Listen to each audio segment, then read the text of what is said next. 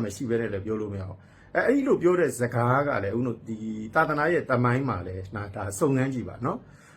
ဦးစင်းနာတကယ်ဒါဟိုသူတို့ပြောသလိုလူလိန်အရမဝါဒဆိုရင်ဒီဆရာတော်ကြီးတွေနဲ့တွေ့ကြလဲနော်ဟိုတွေ့ရမှလည်းကြောက်မှာတွေ့လို့ရှိရင်လည်းဒီလိုစကားမျိုးပြောမှာမဟုတ်ဘူး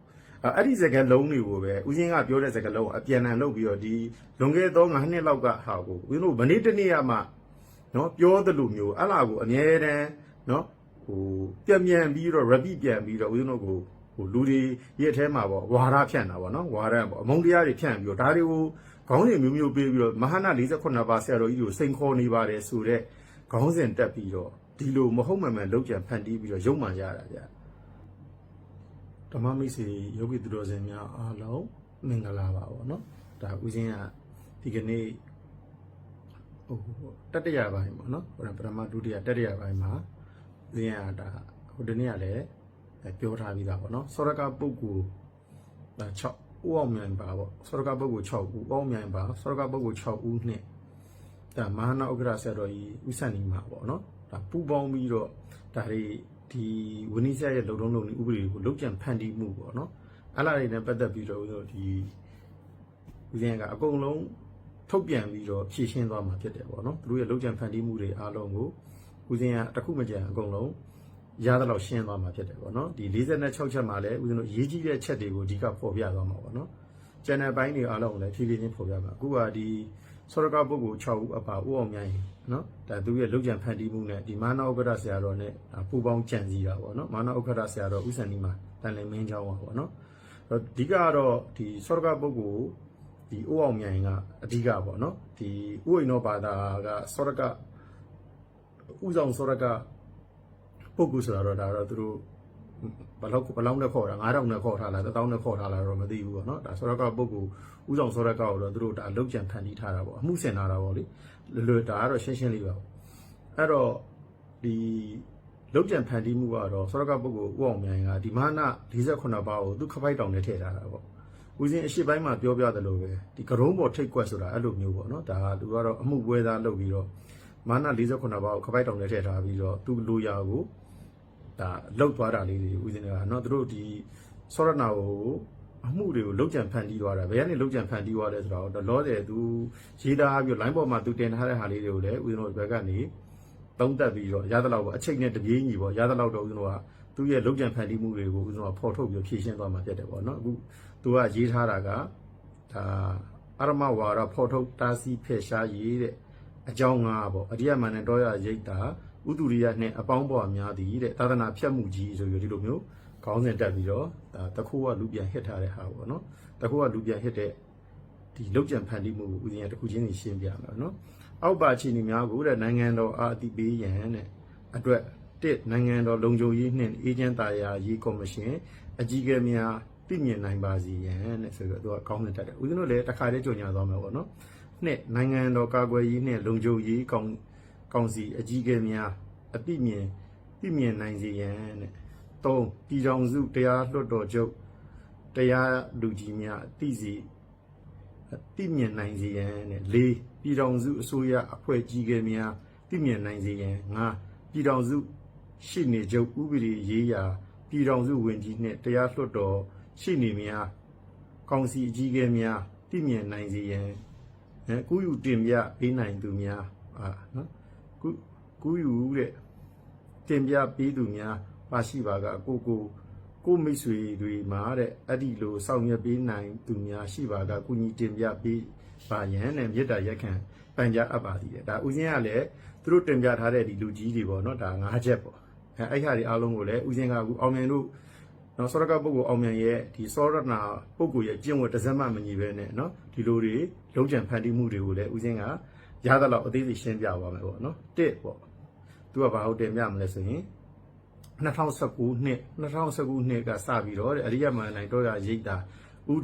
တုရိယစုသူကတဲ့နော်ဦးဇင်းတို့ကရိတ်တာဖွင့်တာရိတ်တာကိုဦးဇင်းတို့ကျောင်းမှာရောက်တာတော့2020နဲ့9လပိုင်းပေါ့နော်ဝါအစုအမိကိုရောက်တယ်သူတို့စတင်နေတာလွဲတာပေါ့နော်ဒါထားပါတော့2019အမြဲတမ်းလွဲနေကြဆိုတော့ဒီလောက်ကတော့ဦးဇင်းတို့မပြောတော့အဲ့တော့2019မဟုတ်ပါဘူးနော်ဦးဇင်းတို့ရိတ်တာကိုစရောက်တာတော့မှတောတဲ့ကိုဒီအရိယမဏ္ဍိုင်တော်ရရိတ်တာတောတဲ့ကိုစရောက်တာဘာကြောင့်မှမရှိသေးဘူး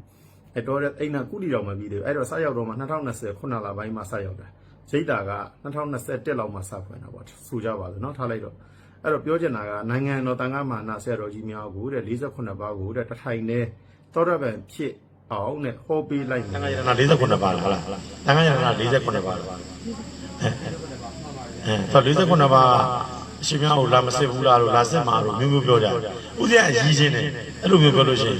်အဲ့လိုစစ်မဲ့ဆရာတော်တွေကိုလမ်းစိတ်ပါပြောမှာအသွားပြန်လမ်းစိတ်စွန့်ကြွေးဦးမှာပင်းဖိတ်ပြီးတော့အခုလည်းတရားဝင်ကြညာတယ်ပေးဦးမှာ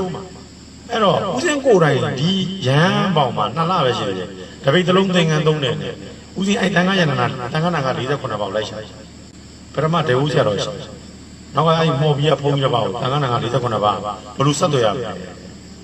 သာသနာကြီးပွင့်ပြီတော့ဘလို့ပြောပြမလဲခက်ကန်းသစိမကြောက်ဘူ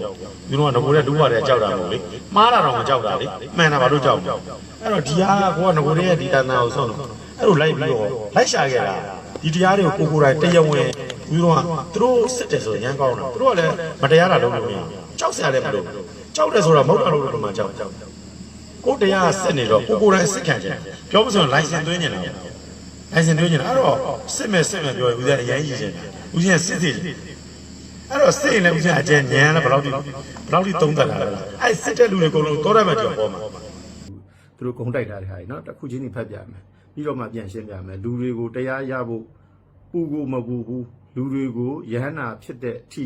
လုပ်ပေးနိုင်တယ်ဦးဇင်းလူတွေတရားရဖို့တော့ကိုလုံးဝပူဖို့မပူတာအထိုင်နဲ့နောက်ဆုံးနားလည်အောင်ပြောယဟန္တာဖြစ်တဲ့အထိကိုဦးဇင်းလုပ်ပေးနိုင်တယ်နောက်ဆုံးစစ်ဒါနှစ်သုံးကအပြည်ပြည်ဆိုင်ရာထေရဝါဒဗုဒ္ဓသာသနာ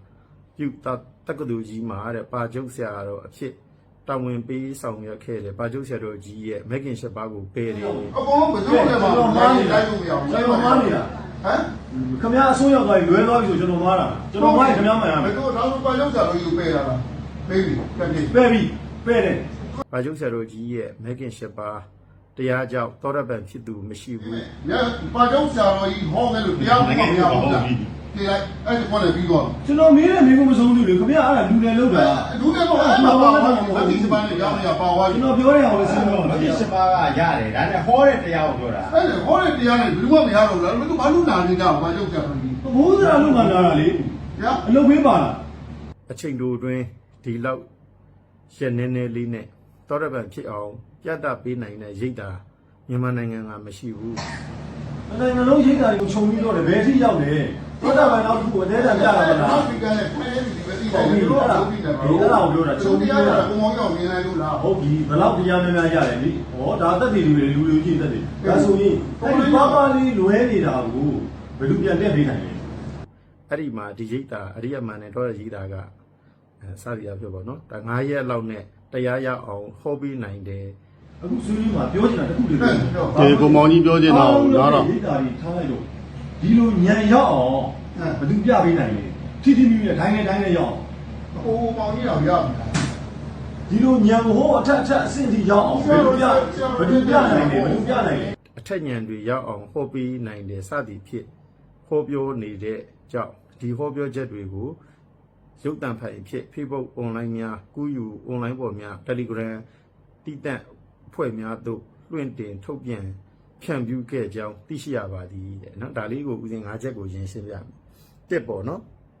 ်နိုင်ငံတော်တန်ခါမာနဆရာတော်ကြီးများ48ပါးကိုတထိုင်နဲ့သောရပန်ဖြစ်အောင်ဟောပေးနိုင်သည်ဆိုတော့သူတို့ကပထမဂုံးတိုက်ထားတာပထမအဒီဟာဒီဆိုလဲဒါဦးဇင်းလွန်ခဲ့တဲ့9နှစ်နော်9နှစ်ဝန်းကျင်လောက်ကဟောပြောထားတဲ့ဟာတွေအဲဟောပြောထားတဲ့ဟာကလည်းဦးဇင်းတို့ line ပေါ်တက်ဟောတာမဟုတ်ဘဲနဲ့ဦးဇင်းတို့ဒီညဘက်အချိန်မှာနော်ဒီဓမ္မတန်ခဲစာဆွေးနွေးတဲ့အချိန်မှာကိုယ့်ရဲ့ယဟန်တန်ကသီလရှင်တွေသူတို့ဒီနဲ့တွေ့ဆုံတဲ့အခါဦးဇင်းရဲ့ဒီဖြစ်ပျက်တတ်မြနော်ဖြစ်ပျက်တတ်မြဒီဖြစ်ပျက်ဟာလေးတွေကိုခုနရာဇာတို့ပေါ့နော်ဒီစောရကပုဂ္ဂိုလ်ထဲမှာပါတယ်ရာဇာတို့အောင်ဇော်တို့နော်ခမောင်မြင့်ခေါ်ပေါ့နော်ဒီလှိုင်သားရခမောင်မြင့်သူတို့အဖွဲ့တွေပေါ့17ယောက်လောက်လာကြတယ်လာကြပြီးဦးဇင်းတရားတွေပေါ်မှာသူတို့တွေကဒီလိုမျိုးတွေရှင်များတို့တရားတွေကိုစာမတက်ရင်မဟောနဲ့စသည်အားဖြင့်ပေါ့နော်အခုဒီကိုရှင်များဒီလိုဟောလို့ရှင်ရှင်များဟောပြောမှုတွေအားလုံးကဘာကြီးဝင်းကြီးဆရာကရှင်များခေါ်ပြီးတော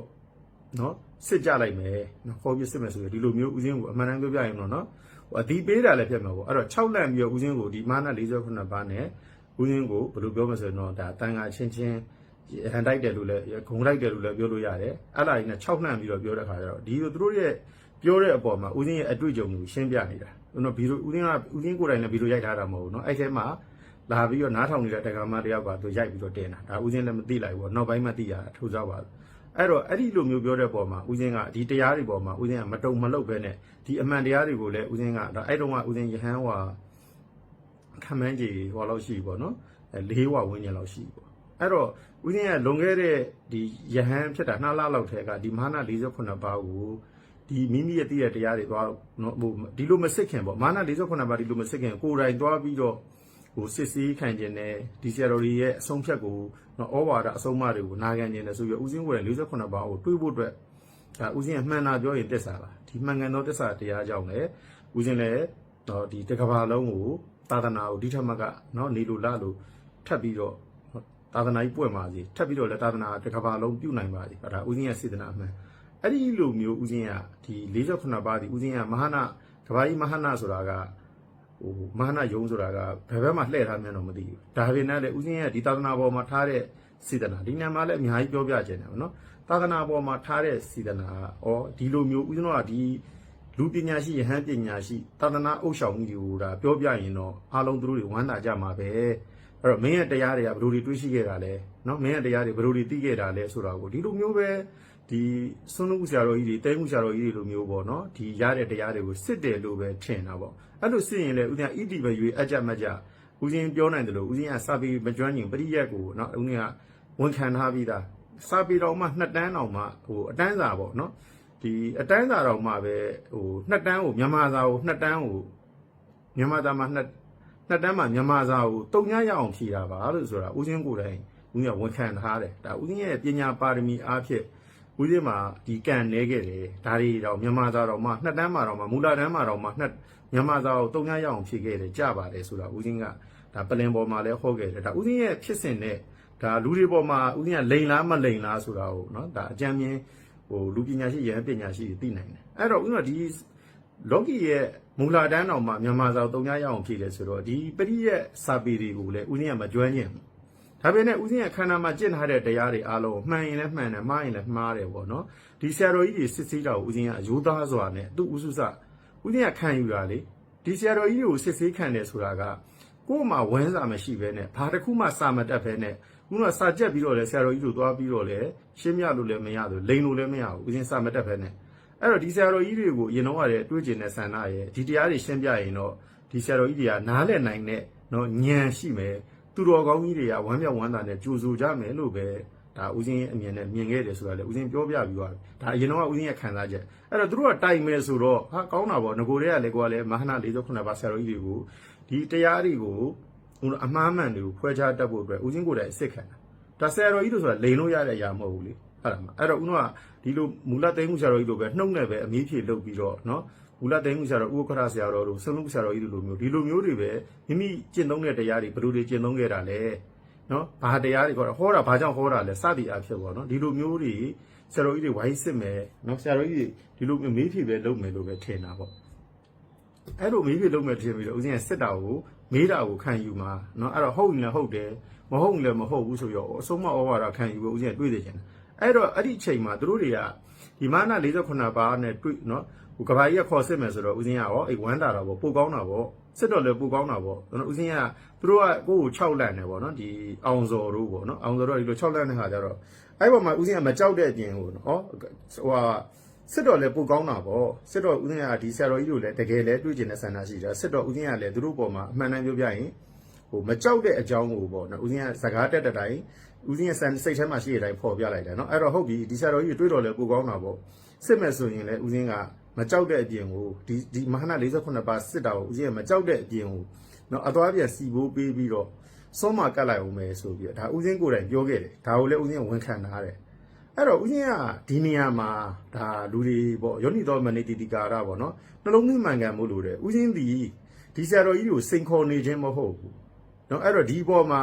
မိမိရဲ့တရားပေါ်မှာမိမိအမခံတာနော်ဟိုဒီဆရာတော်ကြီးကိုစော်ကားတာမဟုတ်မိမိရဲ့တရားပေါ်မှာအမခံတယ်မိမိဒီဆရာတော်ကြီးတွေအပေါ်မှာစိတ်ဆိုးခြင်းအမုန်းထားခြင်းနော်အညှိုးဖွဲ့ခြင်းမရှိဘဲနဲ့ဒီပေါ်မှာအပြုသဘောဆောင်ပြီးတော့ဆက်တဲ့ဒီ ဒီဆရာတော်ကြီးတွေကိ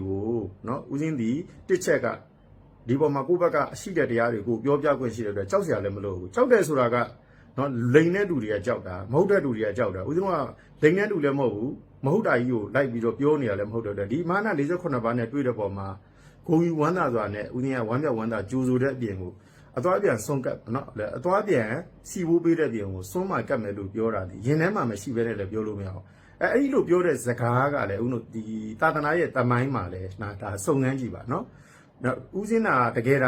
ါဟိုသူတို့ပြောသလိုလူလိန်အရမဝါဒဆိုရင်ဒီဆရာတော်ကြီးတွေနဲ့တွေ့ကြလဲနော်ဟိုတွေ့ရမှလည်းကြောက်မှာတွေ့လို့ရှိရင်လည်းဒီလိုစကားမျိုးပြောမှာမဟုတ်ဘူးအဲ့ဒီစကားလုံးတွေကိုပဲဦးစင်းကပြောတဲ့စကားလုံးအပြန်အလှန်လုပ်ပြီးတော့ဒီလွန်ခဲ့သော9နှစ်လောက်ကဟာကိုဦးတို့မနေ့တနေ့ကမှနော်ပြောသလိုမျိုးအဲ့လာကိုအမြဲတမ်းနော်ဟိုပြန်ပြီးတော့ repeat ပြန်ပြီးတော့ဦးဇင်းတို့ကိုဟိုလူတွေရဲ့အထဲမှာပေါ့ဝါဒဖြန့်တာပေါ့နော်ဝါဒပေါ့အမုန်းတရားတွေဖြန့်ပြီးတော့ဒါတွေကိုခေါင်းစဉ်မျိုးမျိုးပေးပြီးတော့မဟာနာ48ပါးဆရာတော်ကြီးကိုစိန်ခေါ်နေပါတယ်ဆိုတော့ခေါင်းစဉ်တက်ပြီးတော့ဒီလိုမဟုတ်မှန်လောက်ကြံဖန်တီးပြီးတော့ရုံမှန်ရတာဗျအဲ့တော့တကယ်တမ်းကျဒါတန်ခါတင်းခွဲတယ်လို့လည်းခေါ်တော့နော်အဲ့တော့အဲ့ဒီလောက်တဲ့လူတွေအားလုံးကလည်းတကယ်အကောက်မှန်နေလားဆိုတော့ဒီတုတ္တဝတီဒီဒါဖိတ်ကောက်လို့လည်းခေါ်တယ်အကောက်တုလို့လည်းခေါ်တယ်အဲ့ဒီရဲ့တင်တဲ့ဟာတွေကဖြက်ညက်ကက်တင်ထားတာပြောတဲ့စကားတွေပြေဝမှာပါဘူးအဲ့တော့ဖြက်ညက်ကက်တင်တဲ့ဗီဒီယိုဖိုင်ဒီလည်းဘုရားတရားဥပဒေနဲ့မညီဘူးနော်အဲ့ဒါကအမှန်ကန်ချက်မရှိဘူးအဲ့တော့သူ့ရဲ့အကောင့်ဒီလည်းပိုင်ရှင်မဲ့လို့နော်ပိုင်ရှင်ကဟိုတရားဝင်မဟုတ်ဘူးနော်အဲ့တော့ရုပ်ပုံကလည်းသူ့ရဲ့ရုပ်ပုံမဟုတ်ဘူးအဲ့တော့တရားမဝင်တဲ့ဗီဒီယိုဖိုင်ဒီတရားဝင်တင်သွင်းတာဒီဥပဒေတရားနဲ့ညီပါဒီဥပဒေနဲ့ညီပါသလားအားဒီအများကြီးရှိရနော်အဲ့အဲ့ဒါတွေကိုလည်းဦးဇင်းတို့ကိုစိုက်ဝါးကြွေးပြီးတော့အဲ့ဒီတုဒ္ဒဝတီဆိုတာလည်းဒါဦးဇင်းတို့ကအမှန်တိုင်းပြောပြရင်အောင်မြိုင်အကောင့်ဆိုတာလည်းဦးဇင်းတို့ကနော်အောင်မြိုင်ဒီဖုန်းတစ်လုံးနဲ့နှလုံးသုံးနေဆိုတာလည်းဦးဇင်းတို့ကရှာပွေထားပြီးသားနော်အထောက်ထားရှိပြီးသားအဲ့တော့ဖြတ်ပြီးတော့နောက်ထပ်တုဒ္ဒဝတီတို့ဇေယျရွှေမျိုးတို့ရှောက်ပြီးတော့အကောင့်တွေအများကြီးရှောက်တင်တာထားလိုက်တော့ဒါဦးဇင်းတို့ကအကြမ်းမြင့်လေးပြောပြတယ်နော်အဲ့တော့ဒီလိုမျိုးတွေကိုဟိုလောက်ကြံပြီးတော့ဒီတစ်ချက်ပေါ့နော်မဟာနာဆရာတော်ကြီးတွေကိုတော်တော့ဗတ်တထိုင်နဲ့တီးပြီးစိန်ခေါ်နေပါတယ်ဆိုတော့ဦးကစိန်ခေါ်နေတာမဟုတ်ဘူးဒီသူတို့6လက်နေတဲ့အပေါ်မှာမကြောက်ဘူးဆိုတဲ့အပေါ်မှာတရားပေါ်မှာပေါ့နော်ဒါဟိုဘယ်လိုပြောမလဲကိုတိတော့ရဲရဲဝုံဝုံပေါ့နော်တရားဆိုတာကဟိုကြောက်ရမယ့်ຢာမဟုတ်ဘူးလေကိုတိတဲ့တရားနာထားဆိုတာရဲရင်နေရမှာချင်းသိခဲ့လို့ပဲရဲရင်ပြတ်သားနေရမှာကိုဒီပေါ်မှာမကြောက်တော့ဒီတရားပေါ်မှာအာမခံတာဆရာတော်ကြီးတွေစိန်ခေါ်နေခြင်းလည်းမဟုတ်ဘူးဒီဆရာတော်ကြီးတွေအပေါ်မှာတော့မှပဲကိုကမြတ်တာမပြတ်ပဲနဲ့အမုန်းနော်အမုန်းမဖတ်ပဲနဲ့အသွားပြန်ဆုံးကတ်မယ်ဆိုတာကမုန်းနေပဲဆုံးသွားကတ်မယ်လေဒီဆရာတော်ကြီးတို့စီကိုလဲထည့်ပေးဦးမယ်ဆိုတာဦးဇင်းက48မှာတကယ်ကိုသာသနာတစ်ခုလုံးနဲ့ဆိုင်တဲ့အရာမဟုတ်လို့ဦးဇင်းကအဲ့လာကိုတွေးကျင်နေတာကြားပြီเนาะဒါထားပါတော့ဒါတစ်အချက်ကဦးဇင်းပထမအချက်တွေမှာလည်းရှင်းပြထားတာရှိတယ်ဒါတွေဒီလွန်ခဲ့တဲ့9နှစ်လောက်ကဟာကိုတို့ကမနေ့တနေ့မှတင်တယ်လို့မျိုးဆရာတော်ကြီးကိုစိန်ခေါ်နေပါတယ်ဆိုတာကိုဝါဒဖြန့်ပြီးတော့ဒီပေါ်မှာစိုက်ဝါးကြွေးပြီးတော့ online ပေါ်မှာဦးဇင်းတို့အကောင့်တုတွေနဲ့အများကြီးပဲเนาะအကောင့်တုတွေကတော့အများကြီးပဲခုနဟိုအတန်ဖနောက်တို့စသည်အဖြစ်ပေါ့နီးပေါင်းစုံနဲ့เนาะဒါဗုဒ္ဓဂုံကြီးလည်းပါတယ်เนาะထားပါတော့အဲ့တော့ဒီလိုမျိုးတရားမဝင်ဗီဒီယိုဖိုင်တွေတင်ပြီးတော့ဒီလိုနှောက်ယှက်တာအဲ့တော့ဒီနှစ်ချက်ကိုပြန်သွားကြည့်ရအောင်နှစ်ချက်ကဘာတွေလဲဆိုတော့နှစ်ချက်ကတဲ့လူတွေကိုတရားရဖို့တဲ့ပူကိုမပူဘူးလူတွေကိုရဟန္တာဖြစ်တဲ့အထိလုပ်ပေးနိုင်တယ်အဲ့ဒါဟာဥစဉ်ပြောတယ်ဆိုတာကပြောပြမယ်เนาะအဲ့လားဥစဉ်အဲ့ဗီဒီယိုဖိုင်ဥစဉ်မတင်ဘူး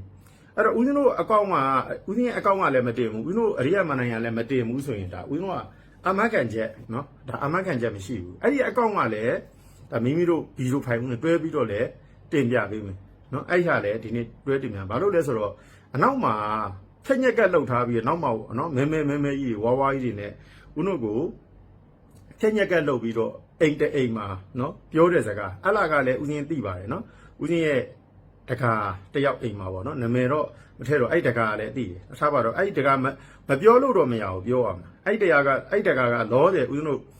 ဟိုမင်္ဂလာတော်ကတခါကြီးကြော်သူတို့အိမ်မှာဦးစင်ပြောမိတယ်ဆိုတာကလည်းကိုယ့်ရဲ့တကားတွေเนาะဒီကိုယ့်ရဲ့တကားတွေတခါเนาะဒီတန်ကအချင်းချင်းတောက်တောက်နားတယ်မှုလွဲတဲ့ခါကျတော့ဦးစင်ကဒီဘက်မှာစုဆုံးမှာတာမြတ်စွာဘုရားတော်မှာဟာလာဒ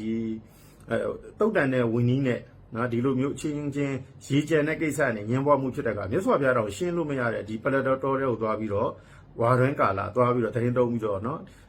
ဒီစင်ကြီးရဲ့လုပ်ကြီးတမှုကိုခံပြီးတော့မြတ်စွာဘုရားတော်ရှောင်နေရတယ်အဲ့ဒီလိုမျိုးပေါ့အဲ့တုန်းကဒါယဟန္တာတွေအများကြီးရှိတာပဲလေမြတ်စွာဘုရားကိုယ်တိုင်ဆုံးမတော်မရလို့မြတ်စွာဘုရားတော်ရှောင်သွားတဲ့အခါကာလတွေရှိအဲ့ဒီလိုမျိုးပဲเนาะအဲ့တော့ဟို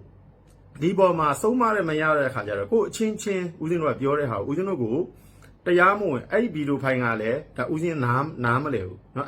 အဲ့ဗီဒီယိုဖိုင်နဲ့ရိုက်ထားတာမသိဘူးလို့ပြောတာနားမသိလိုက်ဘူးလို့ပြောတာနားမဲ့လို့ပြောတာအဲ့ဗီဒီယိုဖိုင်မှာလည်းဦးဇင်းကပြောလိုက်တာကဦးဇင်းကဟုတ်တယ်နော်ခုနကသူတို့ပြောသလိုဦးဇင်းကရဟန္တာဖြစ်အောင်လုပ်ပေးဖို့အတွက်ဦးဇင်းအတွက်စိတ်မပူဘူးရဟန္တာဖြစ်တဲ့ဒီဦးဇင်းနော်ခုနဦးဇင်းပြောတဲ့ထက်မှာပါပါတယ်ရဟန္တာ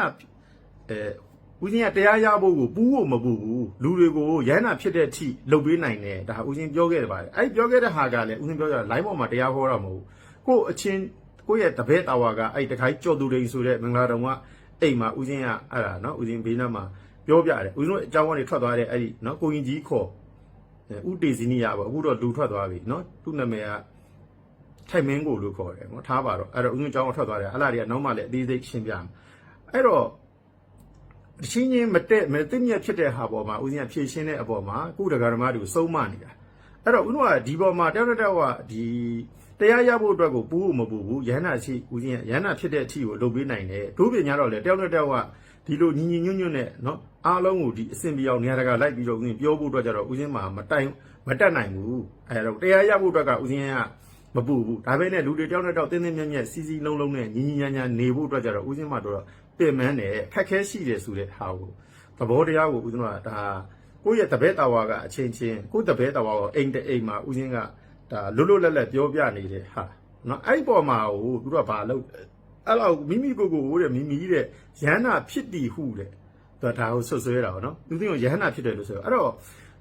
့သောတာပန်တရာဂံအနာဂံယဟန္တာဖြစ်တယ်ဆိုတာကနော်ဦးဇင်းဖြစ်အောင်လို့ဆိုတော့မြတ်စွာဘုရားရဲ့မဂ်ကင်၈ပါးပရိကတ်နော်ဒါပရိကတ်၃ပုံပေါ့ဓမ္မခန္ဓာပေါင်း7400မဂ်ကင်၈ပါးအကျင့်တရားဖြစ်နေလို့ရှိရင်ပုထုဇဉ်ယဟန်ကလည်းနော်သောတာပန်တရာဂံအနာဂံယဟန္တာဖြစ်အောင်ပုထုဇဉ်တန်ခါလည်းလုပ်ပြီးလို့ရတယ်နော်ပရိကတ်ခုနဓမ္မခရိကလည်းလုပ်ပြီးနိုင်တယ်အပရိကတ်တပုံဆောင်လည်းလုပ်ပြီးနိုင်တယ်နှစ်ပုံဆောင်လည်းလုပ်ပြီးနိုင်တယ်သုံးပုံဆောင်ကလည်းလုပ်ပြီးနိုင်တယ်ဒါကိုကယဟန္တာဖြစ်မှယဟန္တာဖြစ်အောင်လုပ်လို့ရတယ်လို့မြတ်စွာဘုရားမဟောထားဘူးเนาะမြတ်စွာဘုရားရဲ့ဒီဒေသနာတွေเนาะမဂ်ကင်၈ပါးအကျင့်တရားတာရှိနေမယ်ဆိုရင်เนาะခုနပုရုဇဉ်တန်ခါကလည်းသောရပန်သရဂံအနာဂံယဟန္တာဖြစ်တဲ့အထိเนาะပြနိုင်ပါတယ်ဘာလို့လဲလို့မင်းမဂ်ကင်၈ပါးအကျင့်တရားရှိလို့မြတ်စွာဘုရားရဲ့အဆုံးအမတွေကိုနေထိုင်မှုကျင့်သုံးဖို့တိုက်တွန်းနေခြင်းအဖြစ်တည်သောရပန်သရဂံအနာဂံယဟန္တာတည်နိုင်တယ်အဲ့ဒါကိုဦးဇင်းကိုယ်တိုင်ယဟန္တာဖြစ်ပါတယ်လို့ဦးဇင်းကပြောထားတာမဟုတ်ဘူးเนาะအဲ့တော့ဦးတို့ဥပဒေကိုလက်တလုံးကြားလုံးလို့မရအောင်စောင့်ပြီးတော့ဟောတဲ့ဟာကိုယူပြီးတော့မသုံးအောင်နော်အဲ့ဒါတက်တဲ့ဟောဒါစောင့်ဟောတဲ့တရားရှိတယ်တက်တဲ့ဟောတဲ့တရားကိုလည်းစောင့်ပြီးတော့မယူအောင်အဲ့ဒီလိုမျိုးအလိုစိုးနဲ့ရုပ်မာတဲ့စိတ်နဲ့ဒီလိုမျိုးတွေဦးဇင်းကိုဂုံတိုက်ပြီးတော့ဟာလာအလားကိုလည်းဦးဇင်းကိုဝိနည်းကြထဲမှာအနုဝါဒနဲ့ဆွဆွဲထားတာကိုတော့ယဟန္တာပါလို့ပြောသူတဲ့ဥတုရိယတဲ့ကိုယဟန္တာပါလို့ဦးဇင်းပြောထားတာမှမပါတာအဲ့ထဲမှာဦးဇင်းယဟန္တာဖြစ်အောင်ဦးဇင်းလုပ်ဖို့အတွက်မပူဘူးတရားရဖို့အတွက်ဦးဇင်းပူဖို့မပူဘူးနော်ဦးဇင်းပူတာဒီနော်ဒီတယောက်နဲ့တယောက်တင်းတင်းမြတ်မြတ်နဲ့နော်စီစီလုံးလုံးနေနိုင်မှုအတွက်ကိုဦးဇင်းအတွက်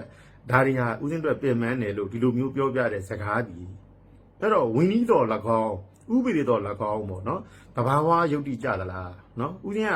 ဒါကတော့တရားကတော့ဗုဒ္ဓဘာသာဖြစ်ရင်နော်သောရပန်လည်းဖြစ်ရမယ်တခါကံလည်းဖြစ်ရမယ်အနာကံလည်းဖြစ်ရမယ်ယဟန္တာလည်းဖြစ်ရမယ်ဖြစ်ကိုဖြစ်ရမယ်အဲ့ဒါဗုဒ္ဓဝါဒပဲအဲ့တော့ဗုဒ္ဓဘာသာလို့ခံယူထားလို့ရှိရင်ဒီဟာဖြစ်ကိုဖြစ်ရမယ်လို့ပြောလဲပြောတဲ့နဲ့ဟောလဲဟောတဲ့နဲ့ပြောလို့လည်းရတယ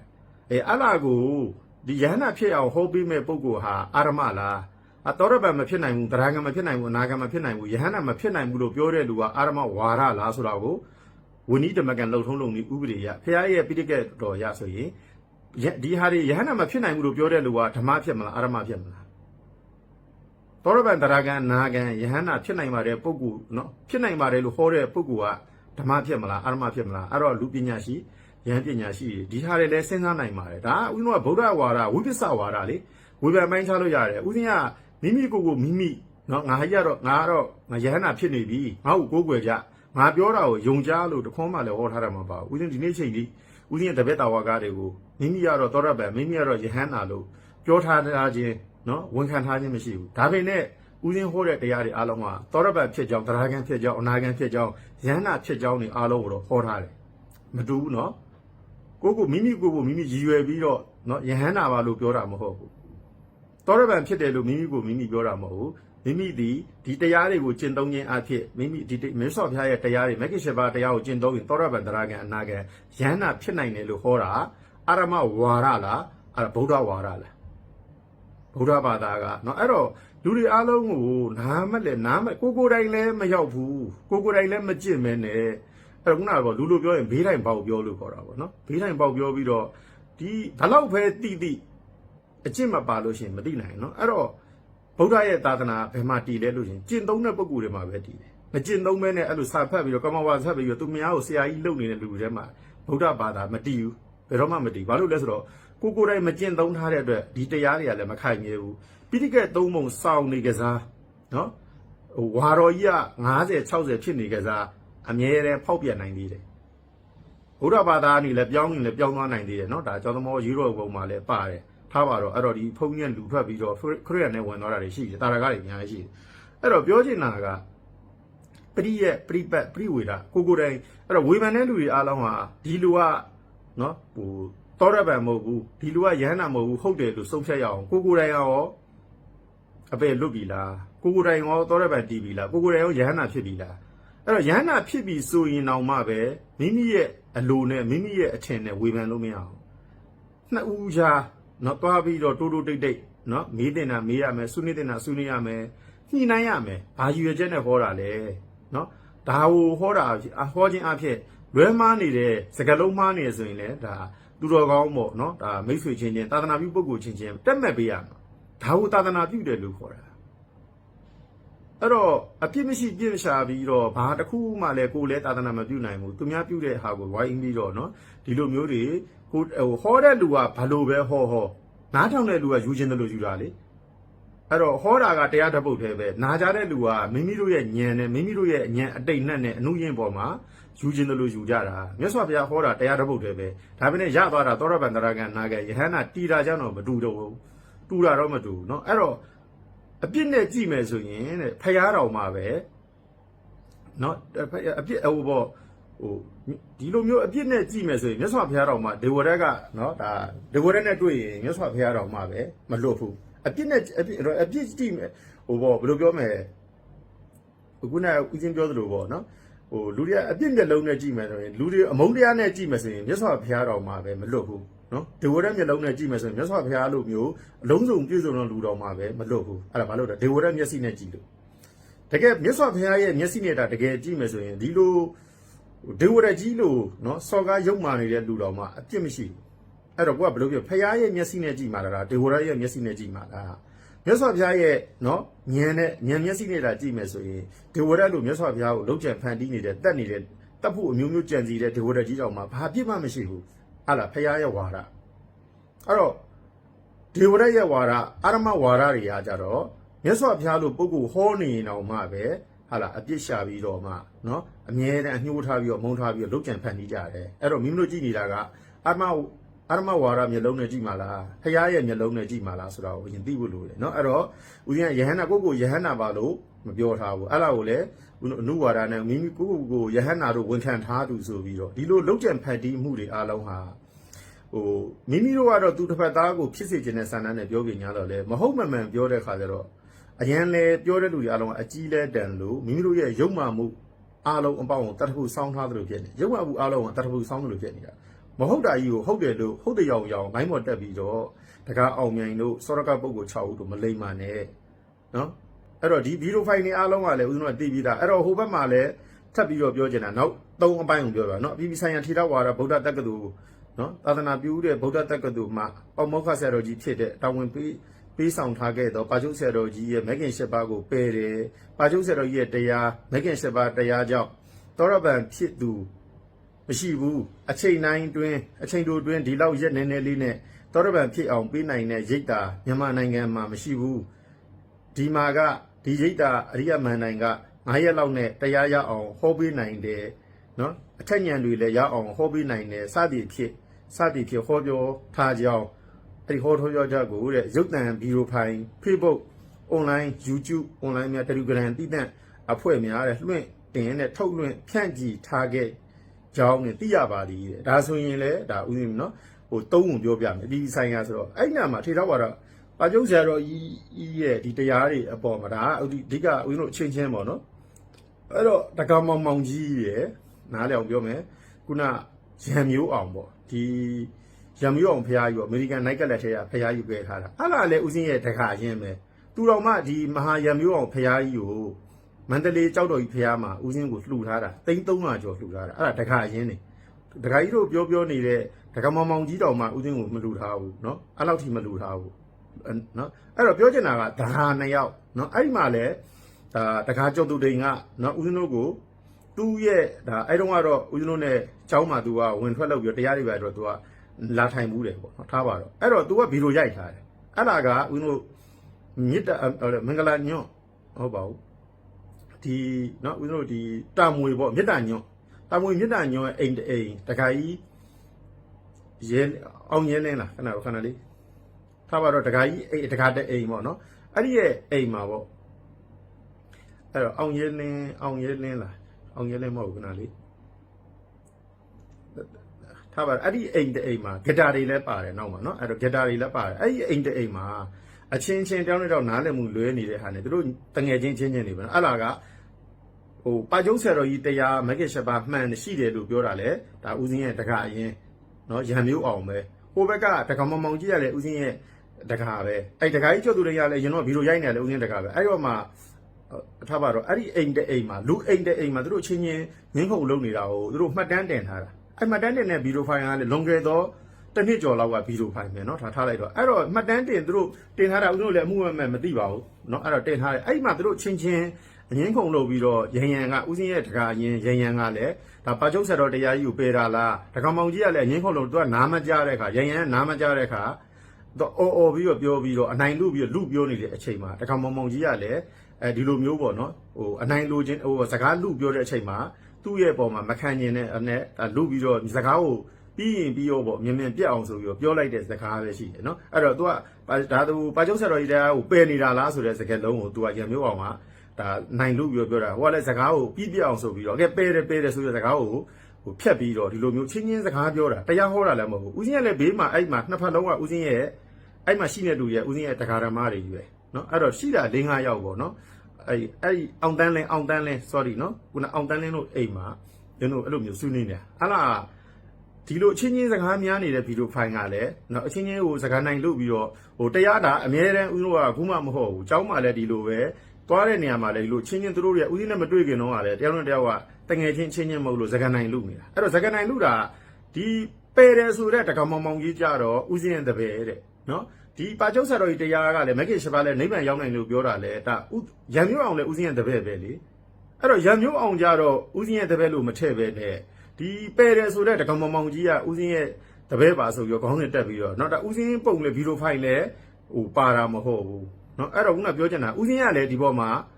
ဒီဟာကြီးကိုပယ်ဦးစင်းကိုယ်တိုင်ဟောတာလည်းမဟုတ်ဘူးအဲ့တော့တငယ်ချင်းအိမ်တွေမှာပြောတဲ့ဟာကိုတရားမဝင်ဗီဒီယိုဖိုင်ကိုလွန်ခဲ့တဲ့တစ်နှစ်ကျော်လောက်ကဒီတကားကျော်သူတွေတို့ကဒီเจ้าကိုမလာတော့ပဲနဲ့နော်ခုနပြောသလိုကိုရင်ကြီးတေဇနီယာခေါ်ပေါ့နော်အခုဆိုရင်တော့ထိုင်မင်းကိုဖြစ်သွားပြီထားပါအဲ့ကိုကြီးတေဇနီယာတို့နဲ့ပူပေါင်းပြီးတော့ဗုဒ္ဓဂုံနဲ့ပူပေါင်းပြီးဒီဗီဒီယိုဖိုင်ကိုတရားမဝင်ပေါ့အကာယကန်ရှင်တွေကိုဒီလိုမျိုးပေါ့နော်ဒါအဲ့ဒီဗီဒီယိုဖိုင်ကနေဒါဟိုဘယ်ဒီလက်စင်ငန်းသွားတာပေါ့နော်ဒေါက်တာကျော်စိုးထိုက်ပေါ့ဟုတ်တယ်ဒေါက်တာကျော်စိုးထိုက်တို့เนาะအဲ့ဒီဘက်ကနေလက်ဆင့်ကမ်းသွားတယ်အဲ့ဗီဒီယိုဖိုင်ကိုကျွန်တော်ပေးတဲ့မှာကျွန်တော်အဲ့နေ့ကလည်းပြန်သွားလို့မသိလိုက်ရပါဘူးဆိုတော့ဒေါက်တာကျော်စိုးထိုက်ကိုပေးလိုက်တော့ဒေါက်တာကျော်စိုးထိုက်ကနေကိုကြီးတေဇီနီယာမန္တလေးမှာအဲ့တော့သတင်းသုံးတယ်เนาะအဲ့တော့ကိုကြီးတေဇီနီယာဦးစင်းဖြစ်သွားဦးစင်းတေဇီနီယာဖြစ်သွားပြီပေါ့เนาะအဲ့လာကိုသူကဒီကျောင်းကနေထွက်သွားပြီးတော့ကျောင်းကလူတွေကိုပါဟိုပြောမယ်ဆိုရင်တော့စီလုံးပြီးတော့ပေါ့เนาะထားပါတော့စီလုံးပြီးတော့သူကတော့ဗာတရားတွေရထားပြီညာတရားတွေရထားပြီအကုန်သိသွားပြီဆိုပြီးတော့ဒီလိုလောက်ထားလိုက်တော့နော်တပိတ်တလုံးသင်္ကန်း3တယ်ပဲသူ့အတွက်လိုတော့တယ်ဘာမှမလိုတော့ဘူးဆိုပြီးတော့ဒီလိုမျိုးဒီကျောင်းမှာရှိတဲ့တပည့်တော်ဝါကတွေကိုယောဂီတွေကိုစီလုံးပြီးတော့နော်ခေါ်သွားပြီးတော့မှအခုနောက်ပိုင်းမကျေနပ်တဲ့ခါကျတော့ကျောင်းအဲ့မှလည်းမပြောတော့ကျေသွားမှာဆိုလို့နော်အဲ့ဒီကိုတော့ဆိုရင်ဒါပြောပြမယ်အဲ့ထိုင်မင်းကိုပေါ့ဥတော့လူထွက်သွားပြီနော်အဲ့ဒါကိုကျောင်းမှာကိုကြီးဝတ်သွားပါတယ်ဝတ်သွားတော့သူကဘာလို့ကိုကြီးဝတ်လဲလို့မေးရင်သူ့မှာမိန်းမလည်းရှိတယ်အသက်ကလည်းဟာလာခုနဟို35ကျော်ပြီထင်တယ်35ဝန်းကျင်ပေါ့ခံမှန်းကြီးပေါ့နော်အဲ့တော့သူကဘာလို့ကိုကြီးဝတ်လဲဆိုတော့သူ့မှာအကျွေးတွေရှိလို့တဲ့လူဘွားနော်ဒါလေးလည်းပြောပြခြင်းပါအခုဆိုကျောင်းမှာတလက်ဆတယ်ထိုင်မင်းကိုဆိုတဲ့လူထွက်သွားတဲ့ဟာအခုဆိုလူထွက်သွားတဲ့ဟာအဲ့တော့သူကအကျွေးတွေရှိလို့ကိုကြီးဝတ်နေရတယ်ဆိုတော့ဟောအဲ့အကျွေးတွေကိုအဲ့တော့ဦးဇင်းတို့ကကြတော့ဒီယဟန်ဘွားကိုပေါ့ဦးဇင်းဒီသာသနာပေါ်မှာစောက်ရှောက်တာ သူ့မှာအကျွေးတွေရှိနေလို့ရဟန်းမဝဲရတာပဲဆိုတော့ဦးစင်းကကျောင်းမှာလည်းကျောင်းနေစောင့်နေတဲ့အခါကျတော့သူကလည်းဒီလက်သမားဒီပယံတွေပါနေတော့လောက်ကန်ဖိုက်တွေပါလောက်တတ်တယ်ဆိုတော့အဲ့ဒါဆိုရင်သူများကိုပေးမယ်စားနော်ဦးစင်းကပတ်စံရှာတယ်ဆိုရင်တော့ကျောင်းမှာမထားဘူးရဟန်းဆိုတာပတ်စံရှာဖို့မဟုတ်ဘူးဒကာရမတွေပေးတာကျွေးတာကိုပဲနော်တရားတဲ့နော်လှူဝဲပစ္စည်းကိုပဲယူလို့ရတယ်ဆိုတော့ထားပါတော့ကျေသွားမှာဆိုတော့အဲ့တော့ဒီဟာတွေစားသူများကန်ဖိုက်တွေကိုပေးမယ်စားအင်ဂျင်နီယာတွေကိုပေးမယ်စားဦးစင်းအနေနဲ့လုပ်ပြီးလို့ရအောင်ဒကာရမတွေနဲ့အခုကြီးရဲ့ဂျာမှာဦးစင်းလုပ်ပြီးလို့ရတာဒီအဆောက်အဦတွေကိုစောက်ပြီးနော်အဲ့တော့ဒီအဆောက်အဦတွေစောက်ပြီးတဲ့ခါကျရင်အဲ့ဒီရတဲ့ပတ်စံကိုဦးစင်းက350နော်တခါကြီးနော်ကိုကြီးအတွက်ကိုဦးစင်းရဟန်းဝတ်လို့ရအောင်အကျွေးဆက်လို့ရအောင်ဦးစင်းကလုပ်ပြီးမယ်ဆိုပြီးတော့ဦးစင်းကသူ့ကိုဒီအဆောက်အဦတွေစောက်ခိုင်းနေမှာလေနော်အဲ့တော့လွယ်သုံးက350ကိုဦးစင်းကိုမပြောဘဲနဲ့ဦးစင်းရဲ့ကပ္ပိယတကာရှိမှာပတ်စံ350ကျော်59သိန်းလား6သိန်းလားနော်အဲ့မပြောဘဲနဲ့ယူပြီးတော့ကားဝယ်3ပြကားဝယ်စီးပြတယ်အဲ့ကျောင်းမတွေကလည်းဒီလိုမဟုတ်မှန်မှန်တာတွေလွယ်သုံးသားလောက်တာတွေအများကြီးရှိတယ်နော်ဦးစင်းကရဟန်းဝတ်ဖို့အတွက်350သူ့အတွက်ဖန်တီးပေးတာအဲ့လာကိုရဟန်းမဝတ်ဖဲနဲ့အကျွေးမဆက်ဖဲနဲ့ဒီကားဝယ်ဖို့ကားဝယ်ပြတယ်အဲ့တော့ကားဝယ်တော့လေဦးစင်းမျက်စိနောက်လို့အဲ့ကားကိုပြန်ရအောင်ခဏကားတွေကဘိန်းလုံးတွေပြင်ရဟိုအင်ဂျင်တွေပြင်ရနေဆိုတော့ဂျားတွေက390ကျော်လောက်ဖြစ်သွားတယ်နော်အဲ့တော့ဒီရဟန်းအကျွေးကိုမဆက်ဖဲနဲ့အဲ့ဒါတွေကိုလွယ်သုံးသားလုပ်ပြတော့ဦးစင်းအဲ့ဒါထားပါတော့အဲ့နဲ့ကားပြန်ရောင်းပြီးတော့350ပြန်သိမ်းထားတဲ့ဆိုကြပါစို့အဲ့တုန်းကလည်းနော်အဲ့ဒီလိုမျိုးသူ့ကိုဦးစင်းကအကျွေးဆက်ပေးခဲ့တာရဟန်းဝတ်ဖို့အတွက်ကိုဦးစင်းကဒီဘက်ကနေစေတနာထားပြီးတော့ကုညီဘွားနဲ့မနေနဲ့နော်အဲ့တော့တရားတွေပါတော့ဟောခိုင်းသေးတယ်အဲ့နော်သူလုတ်ကြံဖန်တီးတဲ့အဖွဲ့ကိုအဲ့တော့ဦးစင်းပေါ်မှာဦးစင်းကမြေတ္တာထားတာကိုပြောပြတာနော်အဲ့တော့အဲ့ဒီအပေါ်မှာသူတို့ကိုလည်း350ဆက်တဲ့ပြင်ကိုဦးစင်းထွက်သွားတော့လ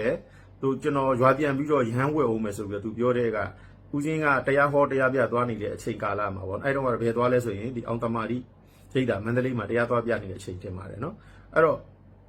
့အဲ့ဒီအချိန်မှာ तू ကနော်ဦးဇင်းတို့ရှိတဲ့ကျောင်းတက္ကရာမတွေကိုစီလုံးပြီးတော့ तू ကလူထွက်တော့မယ်ရန်ဝတ်တော့မယ်သူ့ရွာကိုလိုက်ခဲ့အောင်ဆိုပြီးတော့အဲ့ဦးဇင်းမှာရှိတဲ့တက္ကရာကမအရင်တွေကိုစီယုံပြီးတော့ तू ကတော့နော်သူ့ကို तू ဟိုကျင့်ကြမရှိတော့ဘူးသူ့အတွက်ဘာမှမလိုတော့ဘူးတပိတ်သလုံးသင်္ကန်း30ပဲလိုတော့တယ်ဆိုပြီးတော့ဒီလိုမျိုး तू ဟာနော်ဟိုဘလို့ဘယ်အဆင့်ရောက်သွားပြီဆိုတဲ့ဟာကိုသူ့ကို तू ပြောပြီးတော့နော်ဒီလိုမျိုးသူ့အတွက်ဘာမှမလိုတော့ဘူးတပိတ်သလုံးသင်္ကန်း30ပဲလိုတော့တယ်သူကတရားတွေကိုပြီးမြောက်သွားတဲ့ဆိုတဲ့ပုံစံမျိုးကိုတရားဓမ္မတွေကိုလိန်ညာပြီးတော့အဲ့လိုသုံးပြီးတော့ရွာမှာရဟန်းဝတ်မယ်ဆိုပြီးတော့လိန်ညာပြီးတော့ခေါ်သွားတယ်အဖွဲလိုက်ပေါ့နော်အဲ့တော့ခေါ်သွားတော့အဲ့တော့ဒါအဲ့တော့ကတော့ကိုရင်ကြီးပေါ့နော်ဦးစင်းကြီးကကိုရင်ကြီးကနေအဲ့ဒါလေ350ဦးစင်းပေးတဲ့ပြီးတော့နောက်ထပ်ဦးစင်းတို့တရားဓမ္မတွေကိုလည်းသူစီယုံပြီးွားပြီးဆိုတာလည်းသိတယ်သူလည်းကျောင်းကိုပြန်မလာတော့ဘူးဆိုတာလည်းသိတယ်ရဟန်းရွာပြန်ရောရဟန်းဝတ်မယ်ဆိုပြီးဦးစင်းလိန်ညာပြီးတော့ထွက်သွားတယ်အဲ့တော့ဦးစင်းအဲ့ဒီပြင်ကို350ပေးတဲ့ပြင်ကိုသူရဟန်းဝတ်ဖို့အတွက်ကိုနောက်ထပ်ဦးစင်းကိုဒုက္ခပေးမဲ့လူများသိတယ်10သိန်းထပ်ပြီးတော့သူ့ကိုရဟန်းဝတ်မယ်ဆိုတော့ဦးစင်းထပ်ပေးလိုက်သေးတယ်အဲ့ဒီလိုမျိုးလှုပ်ပေးလိုက်တဲ့လူကဦးစင်းရဲ့အကြောင်းမှနေပြီးတော့နော်ဦးစင်းရဲ့နော်ဦးစင်းရဲ့အကြောင်းမှနေပြီးတော့သူ့ကိုဒီလိုအခက်အခဲတွေကိုကူညီပေးလိုက်တဲ့လူကိုဆရာသမားကိုထပ်ပြီးတော့ကျေးဇူးကမ်းအောင်ဟာအဲ့တော့ဦးနော်ဒါအကျမ်းမျိုးပြောအဲ့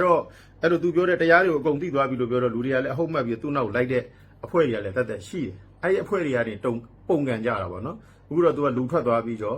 ့ဒါထားပါတော့ကားမောင်းနေသလိုပွဲသားလို့ထားပါတော့လူထွက်သွားပြီနော်အဲ့တော့ဦးစော်ကားတဲ့လူတွေကဆရာသမားကိုစော်ကားတဲ့လူကလူထွက်သွားပြီအဲ့သူ့ကိုယ်သူနော်ဘယ်တရားတွေပြီးသွားပါဆိုပြီးတော့ဒီလိုမျိုးအကြောင်းမှာနော်အလောက်ချံဖန်တီးရအဲ့ဒီဗီဒီယိုဖိုင်ကိုနော်ဗုဒ္ဓဂုံကြီးယူပေးတာအဲ့ဗီဒီယိုဖိုင်ရဲ့ဇာတ်လမ်းအခုမှရောက်လာပြီနော်အဲ့ဗီဒီယိုဖိုင်ကအခုကြီးတေစီနီယာရှိရောက်သွားတော့ကိုကြီးတေစီနီယာကသူကဦးဆရာသမားကိုပုံကန်လို့တယောက်တည်းမနိုင်တဲ့ခါကျတော့သူတို့အဖွဲ့တွေကလည်းပထမပုံကန်ပြီးသွားပြီအဲ့လောက်ကိုသူတို့အဖွဲ့တွေနဲ့မနိုင်တဲ့ခါတော့ဗုဒ္ဓဂုံကြီးကိုဆရာတင်ကြတယ်